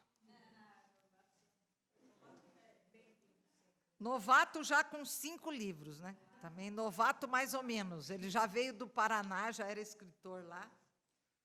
Está chegando e está trazendo um livro para o ano que vem já. Está mostrando o livro do ano que vem já. Para mim, é muito legal ver tanta gente assim reunida. Quando eu cheguei na Ilha Bela, né, eu veio do Paraná, né, veio de Londrina. Sou caipira da gema, né? Caipira da gema, sou bem caipira. Minha família é de Ibirarema, cidade que chama Ibirarema, você imagina, né, como é que é? Tem 3 mil habitantes a cidade. Você olha para um lugar assim, já acabou, já. Você vê o final da cidade, e é verdade mesmo, você vê o começo e a cidade no mesmo lugar. E quando eu cheguei aqui, né, eu vim de Londrina, né, uma das primeiras pessoas que eu conheci foi a Maria, né? O pessoal falou, você tem que conhecer a Maria, que a gente vai sondando, né, que as pessoas que a gente vai conhecendo, conheci o pessoal agora, também de escritores da ilha, recentemente também. E a Maria foi uma das primeiras que acabou trombando, porque, né, é referência, né? E ela falou do Encontro dos Autores, ela falou, você vai participar, quando abrir, não sei o quê, e ficava falando, e vai participar, do jeito dela, né? Aí tá bom, eu entreguei para ela os livros, né, presenteei alguns livros para ela. E aí estava esperando esse momento, né? Então chegou esse momento, depois de 2 anos, eu acho, sei lá. Porque quando eu cheguei já veio a pandemia. Então eu estou há uns 3 anos aqui, né? Vai completar 3 anos, morando em Ilhabela. Vim por causa do meu filho, né? A mãe do meu filho mudou para cá e eu vim, né? Para cuidar dele também. Ela é de família daqui, ela é caiçara mesmo, né? E aí, um pouquinho de mim, antes de falar dos livros, né? Então, daí eu e a Maria, fui convidado para fazer uma feira literária lá no ponto... como é que chama lá? Ponto das Letras, né? Daí eu cheguei, fui convidado meio assim, também não entendia nada, não sabia o que era, né? E aí eu falei, preciso de ajuda, né? E aí eu procurei a Maria foi me apresentando, os escritores, enfim, me ajudou um monte, né? E a gente conseguiu organizar. Mesmo meio pandemia. A gente conseguiu fazer um evento de 3 dias, meio difícil lá, mas aconteceu, né? E aí foi a conexão, né? A primeira conexão, né, Maria? Foi bem legal. E aí um pouquinho de mim, a minha formação, eu sou historiador, formado pela UEL, lá na Universidade de Londrina, né? Também tenho mestrado e doutorado na área de educação, né? Sou educador.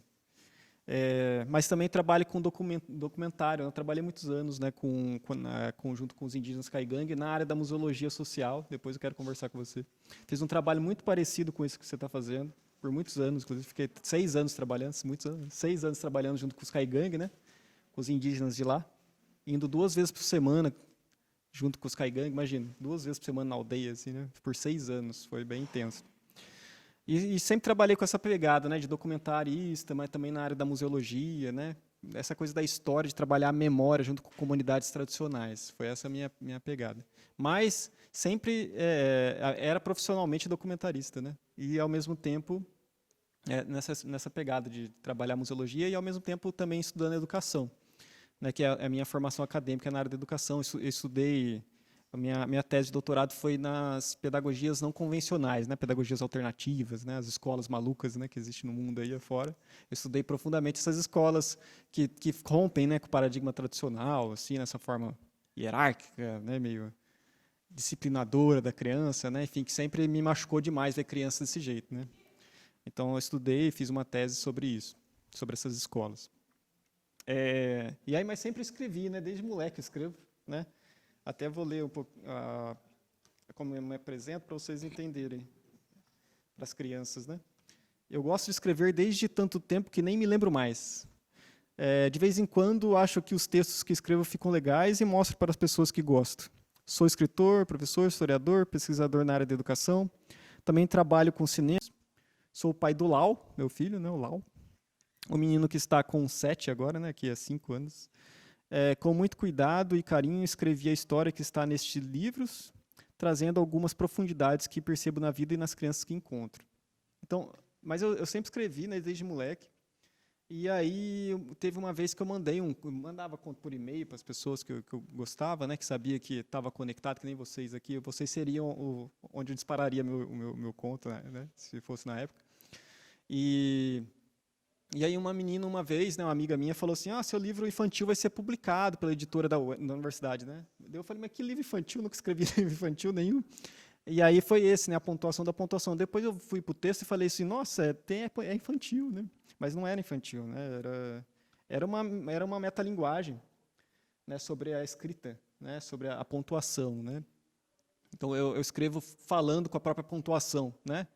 Eu escrevo e ao mesmo tempo vou conversando com a pontuação, né? Uma metalinguagem, né? E aí ela achou uma ludicidade, encaminhou lá e o livro se publicou sozinho, assim, né? Daí quando chegou a mim esse livro aqui, quando me entregaram, né, assim, do jeito que está aqui, né, físico, eu peguei na mão, assim, e me deu um insight, assim, né, uma catarse, assim, né, uma espiritual mesmo, sabe, de falar, nossa, é isso aqui, isso aqui é maravilhoso, olha que coisa perfeita, né, é isso que eu amo fazer.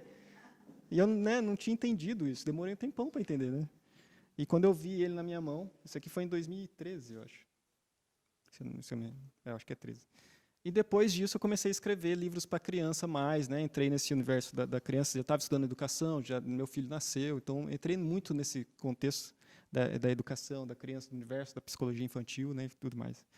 E aí eu queria escrever textos que fossem que tratassem de temas existenciais para a criança, né? Eu chamo de temas supremos, né? É uma coleção de livros, né? Vai sair mais 2 agora, do qual a Regina vai ser a editora, né? Tem sido a editora, porque é um projeto que foi aprovado, né, já na lei de fomento aqui da Ilhabela. E a gente está para lançar, ano que vem vai lançar, né, os 2, que é uma sequência, assim, né? A ideia é que a gente trabalhe temas da condição humana, que todo ser humano passa necessariamente, né? Todos nós somos diferentes, né? Todos nós, né, viemos com o nosso passado, nosso rabo, né, do passado, presente e futuro, né? Todo mundo, a gente tem um rabo diferente, né? Eu sou completamente diferente de todos vocês, né? Vocês são diferentes de todo mundo, só que ao mesmo tempo todos nós sentimos medo, por exemplo, né? Isso é muito engraçado. Eu acho mais engraçado isso do que a singularidade, né? Eu acho muito interessante todo o discurso da singularidade, mas eu acho mais misterioso o fato de eu sentir medo e a pessoa que está lá atrás também sentir medo, todo mundo sente medo, né? Por mais que a gente é diferente, por quê, né? Por que é a tal da condição humana? Muitos pensadores já pensaram sobre isso, muitos filósofos, né? Então é uma coisa que eu gosto muito, né? Muitos religiosos também já discutiram essas coisas, né? A questão do arquétipo, né, e tudo mais. Vários lados dá para se pensar isso, né? Então eu fui pensando assim, quais são os temas que são supremos, né? Que dá para trabalhar com a criança, né? E aí eu fui percebendo que são temas muito sutis, muito... Às vezes alguns são até tabus, né? E aí um dos que saiu primeiro foi esse aqui, ó, Jussara, o Besouro e o Mundo. Esse é um dos que eu mais gosto, na verdade. A Jussara, é da Jussara e o Benedito, são 2 personagens, né? Esse aqui é a Jussara, esse aqui é o Benedito. Não sou eu que ilustro, né? Um amigo meu. E aí a Jussara, ela encontra um besouro virado de ponta cabeça, assim, né? Sabe aqueles besouros que bate e cai, assim? E aí ela não sabe o que fazer com aquele besouro. Se ela vira, não vira, ela entra numa crise existencial. Mas se eu virar, mas se chegou a hora dela, se eu viro, né? Ela vai lá e resolve virar. Só que daí ela tem uma crise. Fala, nossa, e agora? Eu estraguei o momento dela morrer, não sei o que. Ela vira. Daí ela vai lá e vira de novo, desvira. Daí vira uma crise. Meu Deus, e agora? Caguei tudo, né? Não é com essas palavras, né, claro. Mas é bem poético, é bem lírico, assim, né? Inclusive tem a versão de audiolivro interpretada mesmo, assim, para as pessoas ouvirem, né, com sonoplastia, né, e tudo mais. Esse livro é bem legal. A Jussara e a Solidão, né? Enfim, a Jussara vivendo um momento de solidão e de catarse também, né? Perceber que todos nós somos um com o mundo, assim. O Benedito, o Seu Avô e os Desejos, né, a discussão do desejo por vários lugares, assim, desde o universo do consumo, mas também passando por uma visão mais budista, assim, né, da discussão do desejo. Mas tudo assim, tudo numa narrativa, né, brincante, né, para a criança, não é nada... Enfim, era essa a ideia. E Benedito e as Coisas, que é sobre mais a questão do fetiche da mercadoria, né, a questão do consumo, da dificuldade de produção, né, o mundo do trabalho, né? Então, essa discussão, todo mundo, como você falou, né, que tudo tem que trabalhar, todo mundo, né, é um tema supremo, né? O trabalho é um tema supremo. E o Foi é um livro que destoa um pouco dos outros. Ele é um livro para criança que está no primeiro momento da leitura, né? Que é mais imagem, né? Mais imagético. E é uma poesia, né? Que fala sobre a passagem do tempo, a percepção da passagem do tempo para a criança. Então, a criança está muito ligada com o presente, com o hoje, com o momento. Então, uma vez eu me peguei tentando explicar para o Lau que um buraco, alguém cavou o buraco, né? Porque a criança nasce e já está tudo pronto. E a gente fica com essa sensação, quando é criança, por muito tempo, né? De que o mundo já veio pronto, né? E vai ficar pronto, já está aí pronto, nasceu. Mas nada, tudo alguém fez. Eu acho isso sensacional, só pensar que essa canaleta que alguém fez, sabe? Essas canaletas, essa luz aqui, essa luz que quebrou aqui, né? Alguém fez, né? Ou algumas pessoas fizeram. Eu acho isso muito interessante. A gente acaba tirando, né, essa humanidade, né, do mundo, né? E o Foi é sobre essa passagem do tempo. Começa com foi no sentido de que tudo vai um dia, né? Tudo passa, né? Então a passagem do tempo. Então começa com um dia já foi noite e aí começa com várias noções de passagem de tempo, né? Explicando. A gente chama, como historiador, né, pedagogo, a gente chama de cognição histórica, né, trabalhar na criança a capacidade de perceber que tudo é histórico, né, tudo tem sua história, né, o mundo é histórico, né, a gente chama de cognição histórica. E aí, no final, a noite já foi dia, né, e termina aqui a frase final, acho que resume bastante, tudo vai um dia. Né. E é um livro bem bonito, é uma ilustradora maravilhosa lá de Londrina, maravilhosa, é uma mulher, Marli, ela já fez tudo já na vida, já nas artes visuais. E ela topou ilustrar isso aqui, foi maravilhoso. Olha a arte dela. E ela fez tudo de aquarela. Nossa, ficou um trabalho lindo assim, de ilustração. E aí vai sair mais 2, né, pela editora da Regina. A gente tem aí a previsão de sair para o ano que vem. E o Leandro vai ser o ilustrador. O Leandro Espaço. E a Cris vai ilustrar um. Isso. É isso mesmo. Então eu queria agradecer isso, né, esse encontro de me apresentar para vocês, né? Estou chegando agora e agradeço essa abertura e já chegar aqui com uma multidão aí, né, de poder ter esse lugar de apresentar. Uma honra estar aqui com vocês e a gente teve recentemente, né, com a comunidade ali de Ilhabela, na Feira Literária de Ilhabela, né? Foi bem legal também. Então, acho que foi agora, semana passada, e agora aconteceu, né, os encontros dos autores bem seguidos, assim. Estou me sentindo um escritor mesmo, de verdade. Sim. Esse aqui já está. Obrigado.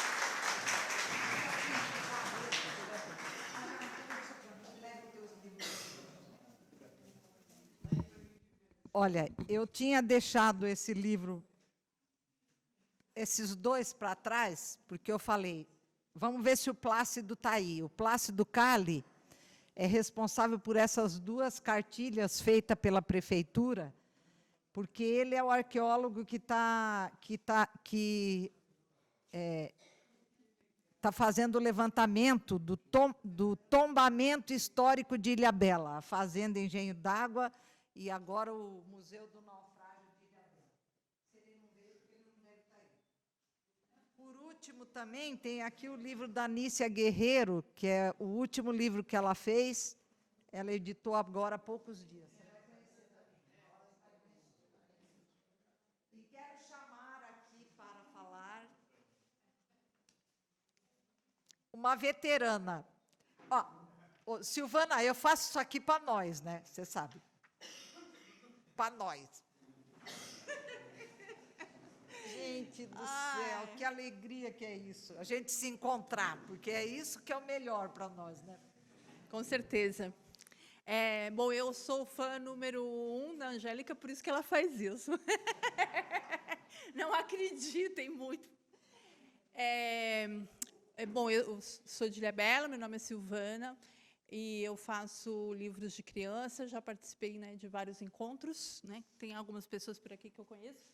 E no ano passado, né, Foi ano passado, né? Foi. Eu participei do mesmo edital, né, de fomento, porque agora na Ilhabela tem um fundo de cultura, né, que foi uma luta dos escritores, dos músicos, do pessoal do teatro, enfim, a gente começou a se organizar, né, as pessoas que produzem cultura em Ilhabela, nós fizemos vários, né, encontros e fóruns de cultura, e a partir daí foi criado foi modificado, né, o funcionamento, né, da relação, né, com o município, né, de cultura, e a partir daí se criou então um fundo de cultura e a gente está tendo editais desde então, né, que foi uma das coisas que foi uma legislação que foi aprovada.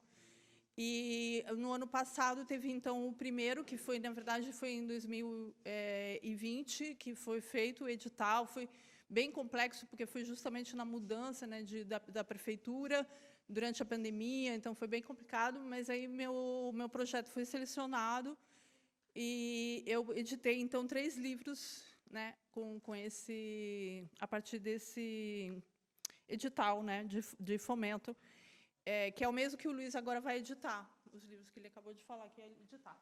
Aí os meus livros, os livros que eu editei, eles são feitos artesanalmente, eles foram feitos praticamente à mão, vocês vão ver agora, porque, né, que eu vou mostrar. Um deles eu fiz 100 exemplares de cada, e 20 livros de cada foram doados para a prefeitura, né, então estão nas bibliotecas da Ilhabela, né. E esse aqui chama Circulande, né? E ele tem ilustrações e ele tem esse furo no meio, né? E não tem texto. Os desenhos são meus, né? Eu sou ilustradora também, né? E isso aqui eu cortei no estilete, tá? Então, assim, eu imprimi, eu tenho uma impressora que imprime a laser, eu imprimi a laser, eu encadernei e cortei um a um. Tá? Então, esse é né? Foram 3 livros, porque eu sou meio sem noção, né? Como vocês já podem ter percebido, eu achava que fazer 300 livros à mão era tranquilo, né? Quase morri, mas não morri, né? Estou aqui, mas enfim. Aí o outro é esse Criação. Esse aqui é um livro que eu tinha feito há muito tempo e procurei muito para ver se eu conseguia editar, mas vocês vão ver por que ele nunca consegui, né? Ele é todo cortado assim, ó, tá? Então, assim, ele é um livro de poesia. Como o nome diz, é sobre a criação, mas assim a criação é também do leitor. Então, a pessoa, quando vai ler, ela monta o texto da forma que ela quiser. Então, ela pode ir selecionando os versos, né, e fazendo uma combinação como ela gostar, como ela quiser, certo? Então, ele possibilita muitas formas de leitura diferentes, né? Pode ser usado como um oráculo. Enfim, a pessoa, né, o leitor participa, né, da leitura, né, de uma forma física até, né, porque tem que mexer lá, escolher e definir. Eu cortei a mão também. Eu cortei com estilete. Então, é porque ele não está totalmente cortado. Eu usei esse tipo de encadernação justamente por isso. Aqui, ele está colado. Ele só está cortado até aqui. Né? Essa encadernação eu fiz à mão também, né? Uma encadernação tradicional japonesa. Os livros têm aqui um QR Code. Aí tem o site onde tem... Porque tinha outras coisas além dos livros, né? Como contrapartida. Então, uma das coisas que tem é eu montando ele, eu ensino a fazer essa encadernação. Então, aparece um vídeo onde conta a forma como eu fiz o livro, né? Então, esse tem isso, esse aqui tem, mais direcionado, tem um vídeo também que é mais direcionado a professores, né? Para o uso, né, algumas sugestões, porque eu acho que, né, não daria para elencar tudo, nem passa pela minha cabeça tudo que é possível fazer com ele. Mas, assim, algumas sugestões de como utilizar ele em sala de aula, porque como eles têm, esses exemplares estão, né, nas bibliotecas, né, que Ilhabela tem 5 bibliotecas. Então, o livro ele é acessível para ser trabalhado em sala de aula, né? Tem muito professor que, inclusive, entra em contato comigo para eu ir apresentar, brincar, enfim. Então, eu falo sobre isso. E esse aqui, que é o Armar, né? Ele é... Tcharam! Não pode fazer antes, tem que fazer na hora que eu abrir. Que é esse aqui.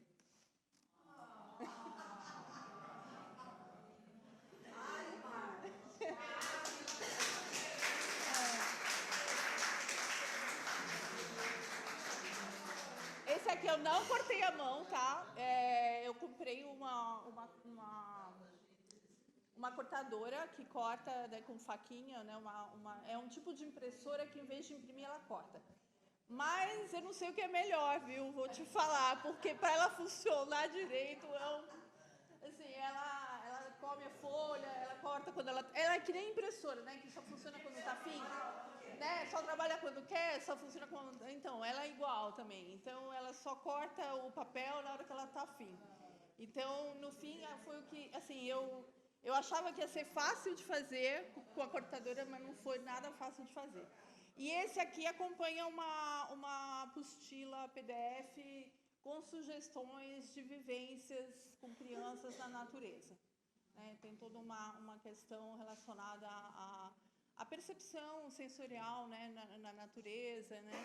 Que é um tema que me interessa muito. E é isso. Obrigada. Você já tem meu livro? Olha, é uma conchinha. Aqui, ó, pode pegar. Bom, agora eu vou tirar esse microfone daqui e vou chamar todos os escritores para a gente fazer uma foto aqui na frente. Tá bom?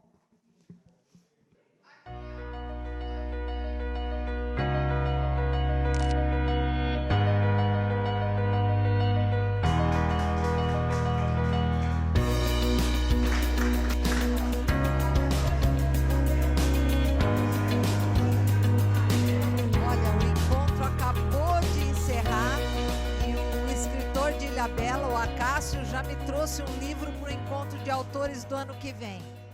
Acácio, obrigada. De nada. Só rapidinho aqui, porque já acabou o encontro, tá todo mundo falando, conversando. É a terceira vez que eu venho no encontro. Na primeira vez eu trouxe um livro que eu participei. Aí, graças a esse livro que eu vim, eu conheci um fulano que tá por ali. Aí, com esse conhecimento, conversando com ele, ele acabou virando meu consultor, né? A pessoa com quem eu fiquei conversando e juntos a gente tirou uma ideia da minha cabeça, que era a Trilogia dos Vagabundos. Esse é o volume 3. Tem tudo na Amazon, né? Tudo lá no Kindle.